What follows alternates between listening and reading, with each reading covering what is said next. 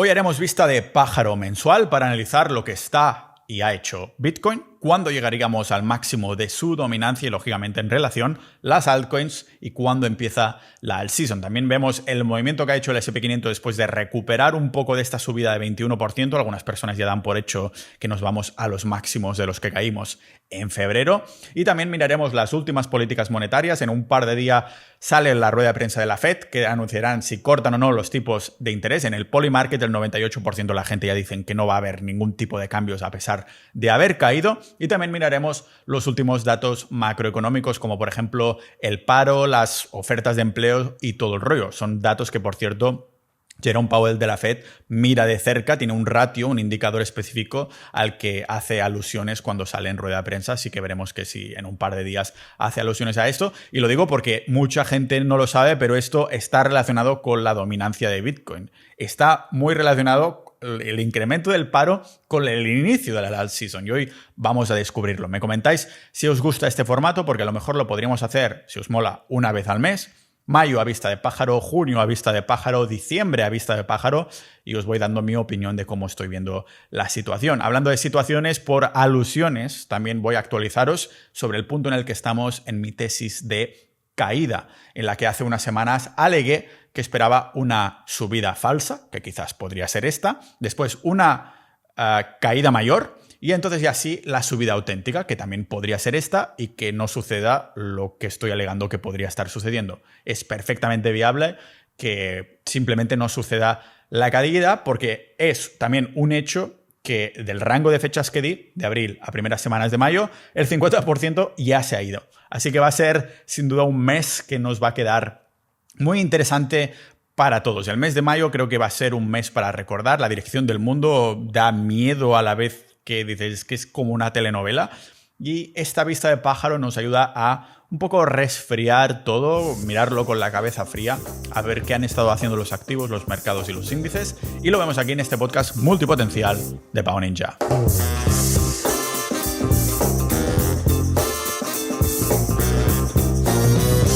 Hasta ahora Bitcoin encontraba su último mínimo el 7 de abril. Desde entonces hemos vuelto a subir por encima de la media móvil de 20 semanas, lo cual todo el mundo ha visto lógicamente como algo positivo y totalmente alcista. Y a veces cuando se producen estas subidas, antes de que se produzcan retrocesos o correcciones, se alcanza un máximo. Me estoy refiriendo lógicamente a máximos locales. Ahora bien, lo que queremos averiguar es si el próximo mínimo que Bitcoin vaya a hacer, porque lógicamente no va a ir en parábola hasta superar los máximos y ya está, va a ser un mínimo que va a ser más alto que el último o se va a ir realmente a un precio más bajo que ese 7 de abril. Ya sabéis que yo sigo pensando que aún no hemos visto una última caída dramática auténtica, y que potencialmente, esto el mercado lo hace montones de veces, hacer creer que nos vamos arriba cuando todos los youtubers sacan esas thumbnails, esas miniaturas con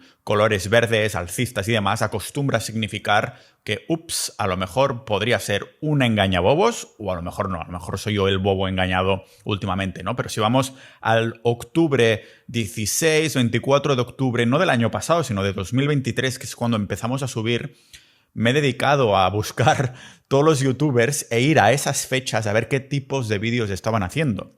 Y para entonces estaban totalmente bajistas. Nadie decía, hostia, Bitcoin ha subido, a esos que no. No, tardaban más o menos un mes y medio en darse cuentas.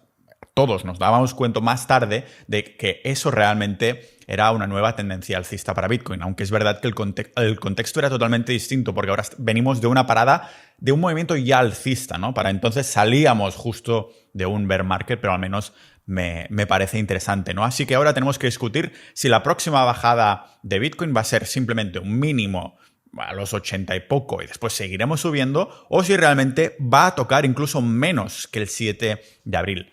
Sabéis que me encanta mirar los análogos pasados históricos, porque, bueno, en el fondo la historia de un valor, de cualquier valor, da igual si es una acción, Bitcoin, lo que sea, acostumbra a rimar con el precio actual. Así que me pregunto si lo que estamos viendo ahora con el precio de Bitcoin es el Bitcoin de 2021 o es como el Bitcoin de 2019. Algunos alegarán que no tiene sentido que comparemos Bitcoin de ahora con el de 2019, porque ese no era un año post-halving como actualmente. Es decir, que el post-halving, un año post-halving como 2019, no estaba en el mismo ciclo de liquidez de las criptomonedas que nos encontramos ahora mismo. Perdón, ahora mismo sí que estamos en un post-halving, pero 2019 no lo era, ¿no? En el episodio 705, que os dejo las notas del episodio, explicaba cómo el halving no importa, sino que en realidad son ciclos de 4 años de liquidez exclusivamente.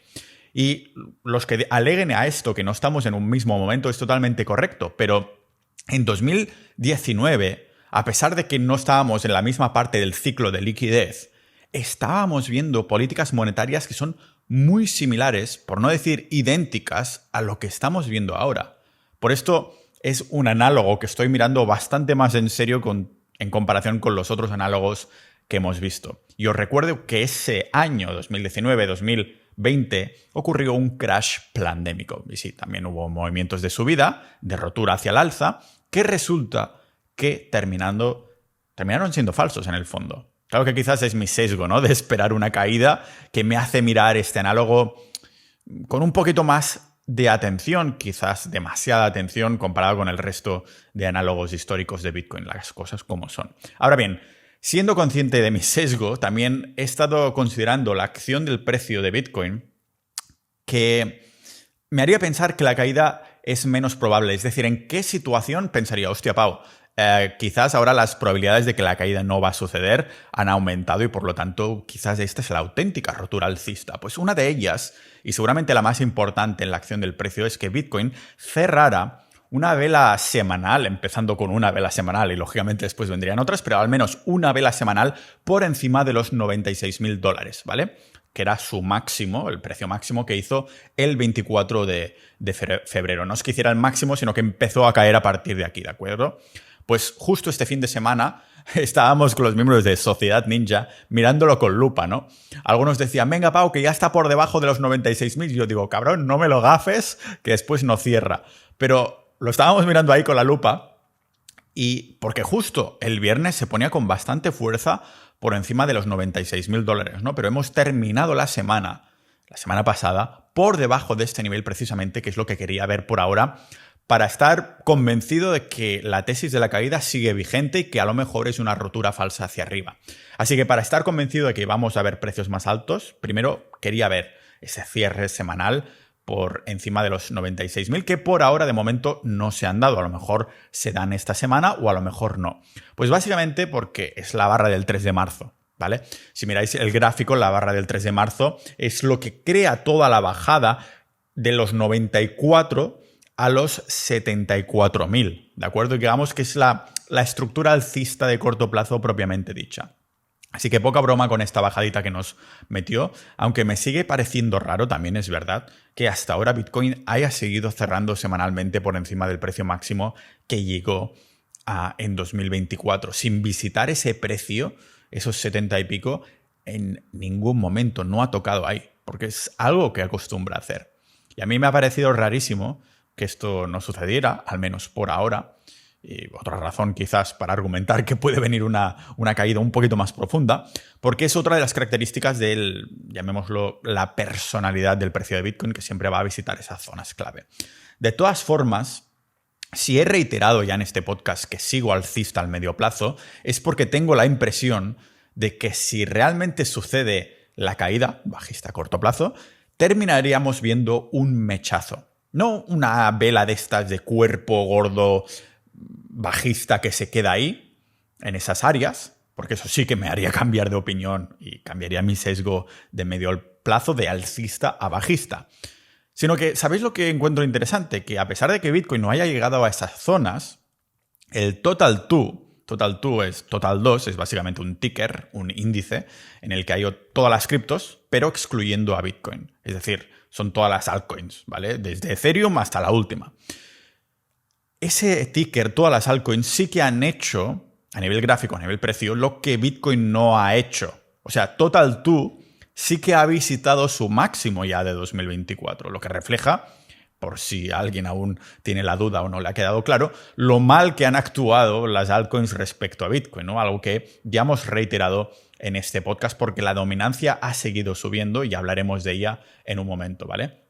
Pero que las altcoins solo tienen buenas subidas cuando las políticas monetarias las acompañan es algo que he reiterado una y otra vez desde ese episodio que os dejé en las notas del episodio, que podéis pulsar en las notas y tenéis ahí el episodio hablando de por qué el halving no es el que guía el precio de Bitcoin y las criptomonedas, sino que son los ciclos de liquidez, ¿de acuerdo? Pues es precisamente por las políticas monetarias que las altcoins siguen en la mierda. Y una de las razones que os había dado de que esperaba una caída es que la Fed, las políticas monetarias no cambiarán si no hay una razón de peso. Y es mañana o pasado la Fed sale en una rueda de prensa a decir si va a haber cambios o no en sus políticas monetarias.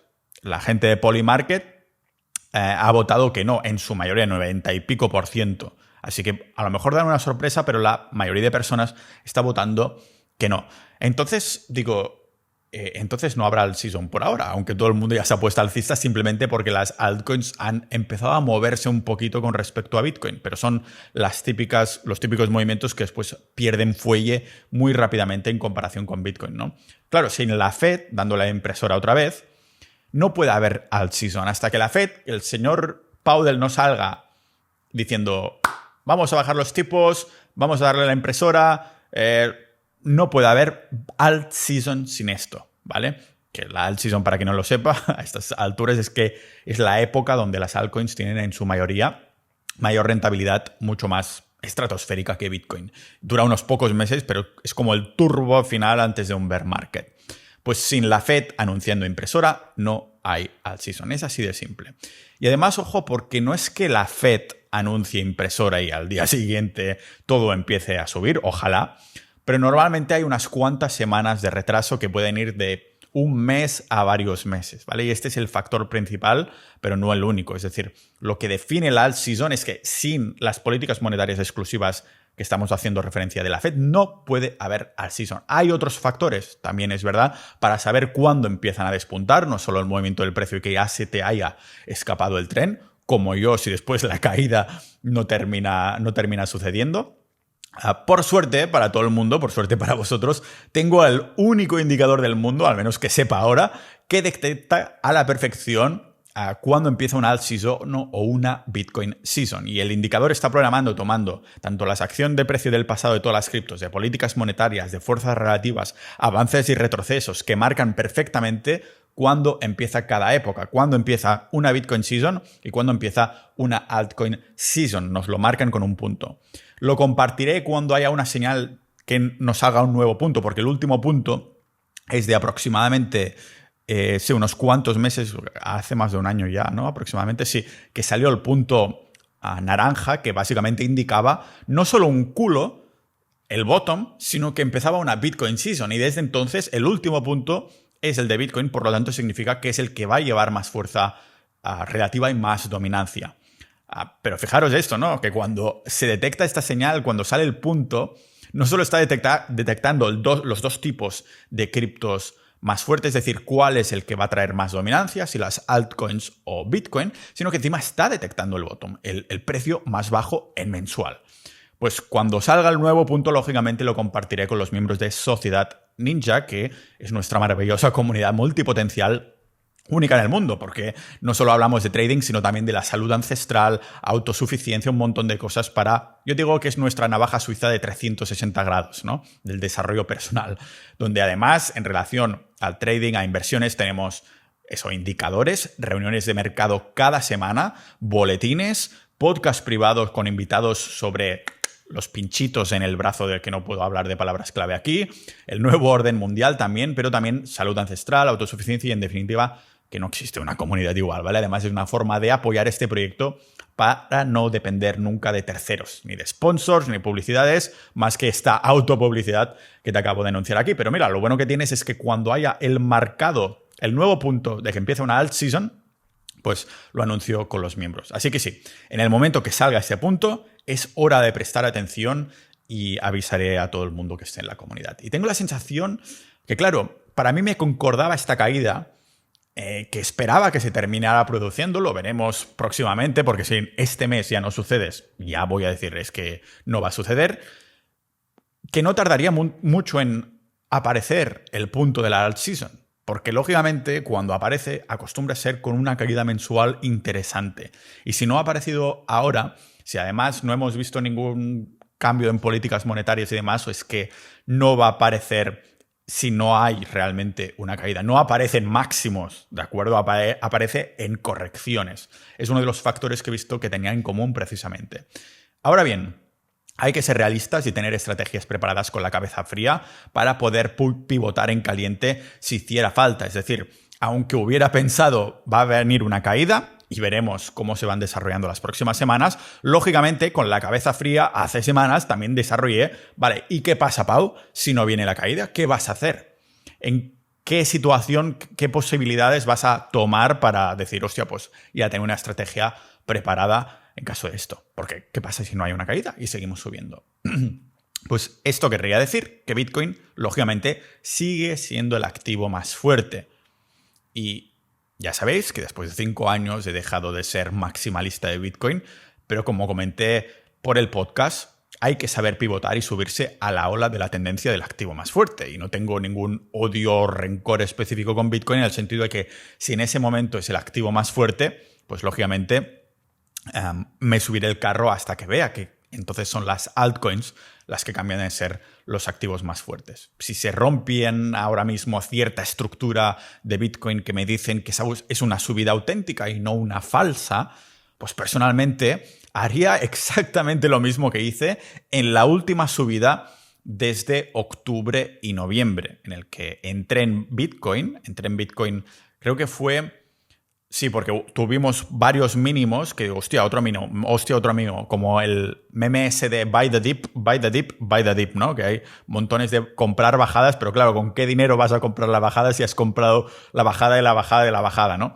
Pues me esperé precisamente a que rompiera una estructura alcista, volviéramos a romper máximos, y ahí entré, tenía una parte de cartera ya en Bitcoin Spot, pero todo el cash que había estado acumulando entré con un ETF apalancado por 2 de Bitcoin, en el que en el episodio 688, que os dejaré las notas del episodio, comentaba cómo fue esta una de las mejores decisiones de inversión que pude hacer, ¿vale? Fue una decisión increíble porque gané lo mismo de lo que se movía el precio de Bitcoin, pero multiplicado por 2.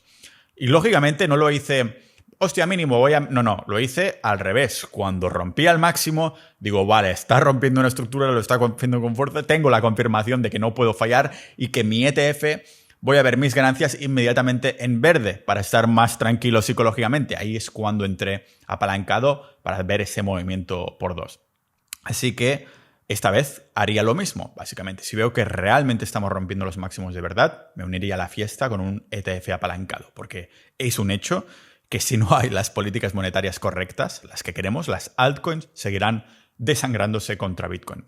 En el gráfico, como por ejemplo el de Total 2, se ve claramente que es mucho más débil todo el mercado altcoin en comparación con Bitcoin. Y es un hecho indiscutible, irrefutable. Pero no es la única confluencia que busco, porque si el S&P 500 estuviera, por ejemplo, en 4.800... podríamos alegar que es entonces cuando Bitcoin estaría ahí, ¿no? En mínimos. Pero viendo que esta semana el S&P 500 ha llegado a los 5.700 en este rally alcista, ¿realmente hay algún motivo para pensar que nos podríamos ir más abajo o ya simplemente vamos a recuperar desde todo lo que perdimos en febrero? Porque no hace tanto os comentaba con el episodio 722, que también os dejaré en las notas, cómo después de esta bajada, con su rally alcista consecutivo del que venimos, ¿no? Bajamos todo el rollo de los aranceles de Trump, todo ese rollo, después hubo un rally alcista ya bien esperado, a la que la mayoría de personas ya ha dado por hecho que nos vamos otra vez a máximos de febrero, pero en realidad no podemos descartar en ningún momento que el S&P 500 vaya a tocar esa media móvil de 200 días. Después de una bajada de un 21%, como hemos visto históricamente, sí que hay veces que ha vuelto encima, pero también ha sido habitual, de hecho, volver a bajar por debajo hasta tocar la media móvil de 200 y así ver que se cumple y volver hacia arriba, ¿no? Porque claro, si realmente nos vamos a máximos de febrero otra vez y no toca su media móvil de 200, en algún momento tendremos que bajar a tocarla. Entonces, ¿qué? ¿Nos viene una mega ultra bajada dramática otra vez pero dentro de bastante tiempo. Yo no creo que el mercado ahora mismo lleve tanta fuerza como para volver a reventar máximos otra vez de febrero y que esa media móvil de 200 no se toque hasta mucho más tarde, si realmente a nivel mercado, a nivel economía, las debilidades se está viendo. Yo soy más, ahora mismo mi sesgo, mi determinismo está más centrado en pensar que tenemos que ver un petardo en el culo, un cohete, antes de que termine 2025 y quizás entonces ya 2026 que sea el mercado, el bear market, ¿no? El mercado bajista propiamente dicho, pero lógicamente es una opinión que lógicamente me reservo el derecho de cambiar según vayamos evolucionando. Ahora mismo es lo que estoy viendo un poco haciendo con la vista de pájaro al mes de mayo. A lo mejor para el mes siguiente es totalmente distinto. Y para considerar si el S&P 500 puede bajar ahí, y Bitcoin y las altcoins también, lógicamente, tiene sentido que también observemos de cerca qué datos macroeconómicos nos podría estar dando alguna pista de si realmente podemos bajar a tocar en la media móvil de 200 del S&P 500 y que, lógicamente, arrastrara el resto de mercados. A nivel macro, claro, los despidos han bajado, el paro ha bajado, lo cual es bueno, han bajado los despidos, es bueno, las renuncias de los empleos han subido, lo cual también es bueno, porque si la gente pues, renuncia a su trabajo es porque es más probable que encuentren trabajo porque saben que hay oferta, ¿no?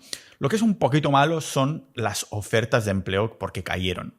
Y en donde debemos estar atentos es en uno de los indicadores que Jerome Powell hace referencia con frecuencia, el señor de la Fed que nos saldrá mañana o pasado a anunciar si han cortado las tasas de interés y todo el rollo, hace referencia a este indicador que es el ratio entre las ofertas de empleo y el número de trabajos disponibles. O más bien dicho, perdón, de trabajadores, no de trabajos. Es un ratio. Y eso acaba de alcanzar un nuevo mínimo de 1,02, lo que significa que hay básicamente 1,02 de ofertas de empleo por trabajador disponible. Lo cual querríamos que fuera más en aumento, fuera más alto, porque entonces es mega ultra justo. O sea, se puede ver que está por debajo de los niveles previos incluso a la pandemia.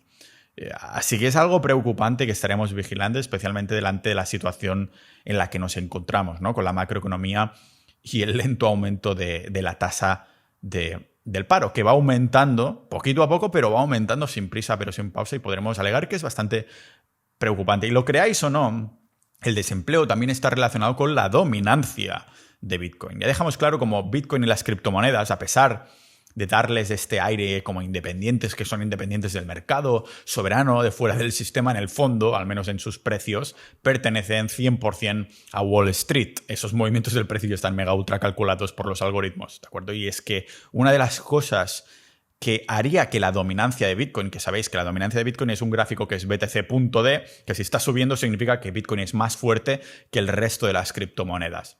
Vale, pues esta dominancia ha estado subiendo en parábola, tal como fuimos describiendo, ¿no? Que seguiríamos viendo, lo que haría que alcanzara sus máximos antes de revertirse, que por lo tanto significaría que va a empezar la alt season, es que la tasa de desempleo, por eso os digo que está relacionado, que el paro empezara a subir de verdad, de forma significativa. ¿Por qué? Pues porque eso daría paso a una política monetaria mucho más laxa, que es cuando correspondería con unos buenos números por parte de las altcoins. O sea, independientemente de si el precio de Bitcoin sube o baja, la dominancia de Bitcoin puede subir o bajar. Es decir, a lo mejor Bitcoin está bajando y la dominancia está subiendo. ¿Qué significa? Pues que las altcoins bajan aún más que Bitcoin, ¿vale? Pero aún no hemos llegado a este punto. O sea, sí que hemos estado veniendo de una época en la que la dominancia suben y las altcoins se desangran a más no poder, pero podría ser perfectamente en la que llegamos a este máximo, que es cuando la tasa del paro empieza a subir de verdad, aún más, las políticas monetarias entonces reaccionan y es cuando nos dan una señal de alt season. Parece contradictorio, ¿no? Que te digan, hostia, la alt season empieza cuando empieza la gente a tener más paro. A lo mejor es lo que hacen los market makers, los manipuladores del precio dicen, mira, ahora que la gente no tendrá dinero para invertir, es cuando queremos, porque entonces cuando ya estén máximos es cuando quieran entrar y decir, esto es algo seguro, y ahí es cuando nosotros venderemos y los dejaremos a todos a dos velas, que es lo que siempre hacen. Al punto en el que sí hemos llegado, eso sí o sí, es en pips negativos. Y esto es un alto indicador de recesiones, porque tenemos que estar atentos que ya lo he comentado en un par de episodios en el que básicamente la Reserva Federal de Atlanta ya prevé un PIB negativo para este trimestre que acabamos de terminar. Y sabréis que cuando hay 2 trimestres seguidos en PIB negativo, se considera oficialmente una recesión. Algunos hasta argumentarán que con la caída que hemos visto y este PIB ya en negativo, estamos ya en una recesión, pero si lo estamos o no dependerá mucho de lo que va a suceder próximamente con la continuación, la parte 2 de esta película que es la guerra arancelaria, este ciclo, bueno, no sé, ciclo no, más bien circo, ¿no? Porque claro, se sabe de la mano de los empresarios que los aranceles, tanto los titulares que salen como las pausas de los aranceles de los titulares que salen, que también generan incertidumbre. Los pausen o no, genera igualmente incertidumbre. Están provocando que muchas empresas frenen la contratación precisamente porque no saben qué va a venir después, ¿no? Porque claro, si Trump da una idea, llamémosla difusa, de que se llegarán a acuerdos en el futuro y por lo tanto en el futuro próximo se reducirán los aranceles, entonces hay que imaginar que a corto plazo eso congelaría casi por completo la inversión empresarial y las compras y todo lo demás, ¿no? Porque si lo pensamos bien, la razón por la que las monedas fiduciarias en general son inflacionarias es porque tiene sentido animar a la gente a gastar su dinero lo antes posible. Eso es lo que hace que esta economía basada en deuda funcione. Hacer que la gente gaste su dinero. Si sabes con certeza que tu dólar va a valer mucho menos mañana que hoy, entonces tienes un incentivo para gastarlo hoy. Claro, como el dinero fiduciario es inflacionario, fomenta el gasto. Ahora bien, el problema, ninjas de la vida, es que si tienes un negocio y quieres pues, comprar inventario o invertir en activos, lo que sea, pues quieres lanzar nuevos productos, lo que te dé la gana, ¿tienes el mismo incentivo para hacerlo hoy si crees que mañana podrías conseguir una mejor oferta, un mejor precio? Me estoy refiriendo a los aranceles, porque si Trump promete mejores acuerdos de aranceles, probablemente no querrás comprar esos activos hoy, ¿no? No querrás hacer tu compra masiva de inventario para el resto de meses. Si dices, hostia, si me espero 1 o 2 meses, tendré mejor precio porque Trump me está diciendo que en 1 o 2 meses habrá unas menos impuestos a nivel de aranceles, ¿no? Si estás mirando una factura y piensas, bueno, esta orden de compra me va a costar hoy un 100% en aranceles, pero quizás mañana solo sea el 50%, ¿acaso no te darían ganas de no invertir hasta que esté más claro lo que va a pasar? Así que casi se podría argumentar que la promesa difusa de que habrá acuerdos podría ralentizar el crecimiento aún más si no hubiera ninguna promesa difusa de acuerdos, ¿no? Si simplemente dijeran que esto es lo que va a pasar, pues vamos a subir los aranceles, punto. O vamos a bajarlos, punto. Da igual. Las empresas se verían obligadas a encontrar un camino a seguir, sean buenas o malas noticias, pero que fueran claras esas noticias. Pero claro, como existe la idea de que va a haber muchos acuerdos, eso haría que muchas empresas pongan las cosas en espera, en suspenso, ¿no? Al menos así es como lo veo yo. Y diréis, ya, vale, Pau, pero entonces, ¿por qué hemos estado subiendo? Porque el mercado ha estado subiendo. Pues porque los mercados siempre suben, están diseñados para que suban constantemente, a menos que haya una buena razón para que no lo hagan, ¿vale? Es una razón contundente de verdad para que no lo hagan. Así que por ahora, como los datos parecen estar bien, los mercados están subiendo lentamente, pero estoy convencido que a finales de este año, o quizás ya entrando en 2026, creo que será más evidente en los datos y eso probablemente tenga consecuencias negativas. Hablo de una recesión propiamente dicha, no de una caída puntual de mercado como la que estoy esperando próximamente, que puede suceder o no. Realmente aún no he compartido con vosotros los motivos que me han hecho pensar que venía una caída, pero sí compartí varias razones que me hacían pensar en esta tesis, la subida que estábamos viendo. Os recuerdo que la tesis decía, no, va a venir una subida que va a ser falsa, después una caída y entonces ya sí la subida auténtica. Ya compartí con vosotros en el episodio 726, podéis tenerlo, tenéis en las notas del episodio, que si esta subida es falsa, que espero para engañar a la mayoría de inversores y que entonces suceda la auténtica después de la caída,